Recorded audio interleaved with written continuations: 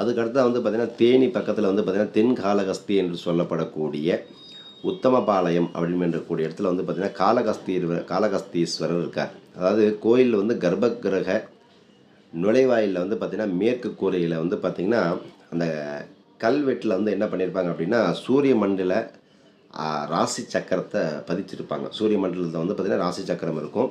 இதில் 12 ராசிகளும் மிக சரியான கோலத்தில் சூரியனை சுற்றி அமைச்சிருக்காங்க. இந்தியாவிலே வந்து பார்த்திங்கன்னா கல்வெட்டிலான காலச்சக்கரம் இங்கே தான் இருக்குது. நம்ம காலபுருஷ தத்துவம் பேசுகிறோம்ல, அதுமாதிரி காலவெட்டு சக்கரம் இங்கே தான் இருக்குது.